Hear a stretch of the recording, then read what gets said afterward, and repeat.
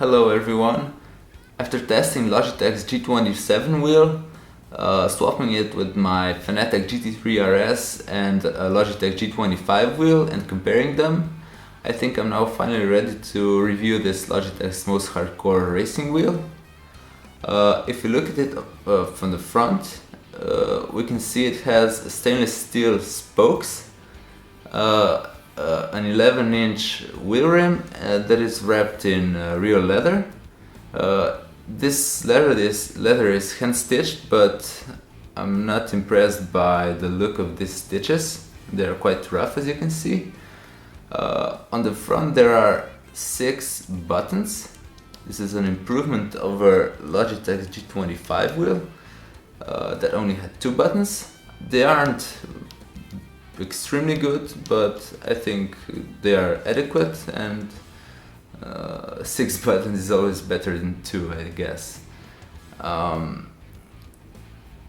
Because of these 6 buttons, they had to widen these horizontal spokes, and because of that there's now actually more space behind on the rear side of the wheel rim, and I think I can grip it better than on the previous wheel. There's a new feature here. This wheel has LED RPM indicator.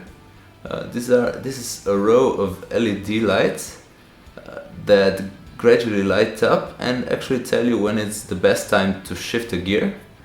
And the best thing about them is that they work right out of the box. With stock drivers you don't have to install anything extra, and I didn't have any problems with the games I tested. It just worked. No setting up.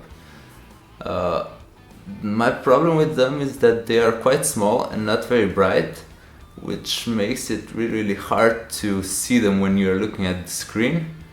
I wish that they were brighter so that you'd see them in your peripheral vision. All in all, I don't really like the ergonomics of the wheel rim. I think it is a bit too thin, and because of that I grip it with my thumbs a bit too much, which means that they start to hurt after, I don't know, an hour or 2 of racing. If it was a bit thicker, I think I could grip it better with my other fingers too. Behind the wheel there are 2 big metal pedal shifters. They feel really good and solid and have a pronounced click, as you can hear. By looking at the mechanism closely, I noticed that it was actually changed from the G25, but ultimately it looks and feels almost the same. Which is good, because G25 pedal shifters were really good, and these are too. The base of G27 is made out of incredibly rigid and high quality plastic, and that makes it feel really good and inspires confidence. As you can see, there are no cable connections on the sides of the base. Instead, they put all the cable connections on the bottom. So you can see here they use serial ports, I think. Here's a power connection port, a connection for the pedals, and a connection for connecting your shifter. You can also tangle your cables around here if you think they would be too long, which is a really nice feature. Logitech implemented a really good mounting mechanism into this wheel. It hasn't changed since G25, but that of course isn't necessary, because it is a great system that can attach your wheel to almost any surface, and it can do that very securely. It has a plastic knob on each side that basically screws this part up, and after you tightened it, it is extremely secure, and you just push this part down to make it look better. The wheel also has hard mounting holes at the back, one here and one here, but it doesn't have any hard mounting holes in the front, so you always also have to use this clamp. With it I tried iRacing, Netcar Pro, Live for Speed, Richard Burns Rally and Grid on PC, and Gran Turismo 5 on PlayStation 3.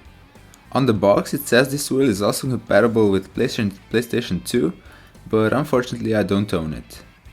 As you may already know, the most important improvement in G27 over its predecessor G25 are the helical gears that transmit forces from the two force feedback motors to the wheel.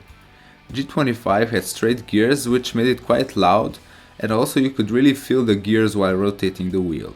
New helical gears made this wheel much quieter because now fast movements don't make the sawing sound anymore, but they also brought a new clunking sound that is quite loud. If you are road racing you will only hear it when you go off track and drive aggressively over a curb, but you will hear it more often if you drive rally games. This wheel feels precise, force feedback performance is good, and it can be either strong or get really light when needed. It will certainly enable you to race and compete on the highest level if that's what you're after. Overall feel is very similar to G25, and while the feeling of gears is not as pronounced as before, it is still present. Also, force feedback works and performs almost exactly the same as with G25. Because this is a gear-driven wheel, it does not deliver the forces as smoothly as belt-driven wheels, and that in my opinion makes the force feedback feel somewhat rough and artificial, putting it behind the competition in terms of realism. Unfortunately, the dead zone issue present in G25 has not been resolved completely. G27 has a smaller dead zone, but wheel still feels a bit loose around center. With the wheel you also get a 6-speed manual shifter. If you remember G25's shifter, that one also had a sequential option. There was a switch right here. This one is purely manual, and it is a bit improved. While it's still much softer than shifters in real cars, it has a bit more resistance and it falls in gears more nicely. There's a pronounced jump when you from neutral into gear. It is made out of plastic, but there's a metal mechanism inside, and it has additional buttons here, 4 below, 4 on top, and a D-pad, and these buttons allow you to navigate in console menus. And the shifter uses a similar mounting mechanism than the wheel itself. It has these plastic knobs, and mounting system works really well. Pedals are probably the component that received least attention when Logitech was moving from G25 to G27 production. Because they are almost the same as the previous pedals, the difference is that now brake and clutch pedals are in front of the gas pedal, which means heel and towing is a bit easier. Otherwise, these pedals are quite good. They have plastic housing but metal internals. Each pedal has different resistance, with gas pedal being the softest, clutch a bit stiffer and brake quite stiff. They have rubber feet on the bottom, as you can see, here, and here. They are quite grippy, but the problem is that they are very thin, which means that if you have uneven floor, plastic will touch the floor before the feet do, and that will make pedals very unstable. There's also this part here that is an option that enables you to have these pedals on a carpet and they won't slip. All in all, G27 is a good and high quality wheel. It replaced the G25 wheel, which is legendary. It was the first product to bring a manual shifter to the masses. It got many people into sim racing and is still being used by some of the top sim racers. G27 is better in almost all aspects, but is more of an evolution than a revolution. If you already own a G25, I don't see any point in upgrading to G27, because it does not offer any radical new features, nor does it feel very different.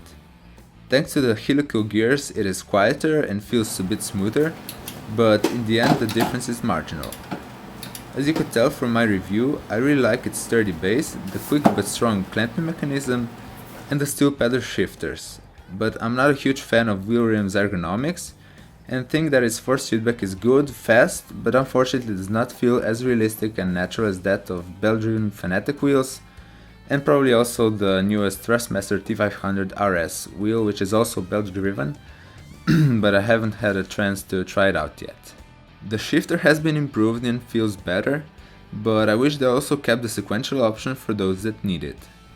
The pedals that come with the wheel are not the smoothest and don't have any fancy features, but are solid, work well, and can be reverse mounted with little effort. I think G27 is a good and high quality kit with a lot of well thought out features that will certainly not disappoint you if you decide to buy it. But at the same time, I feel like Logitech didn't do enough to improve over their previous flagship wheel model. G25 was a huge leap forward for sim racing and was the wheel in its time. While G27 is a good product, I kinda wish Logitech put more time into it and improved the force feedback delivery system more, because just replacing straight with helical gears in my opinion does not make enough of a difference. Thanks for watching my review, and here's just a quick noise comparison between G25 and G27 recorded at locked levels. Both wheels are turned off.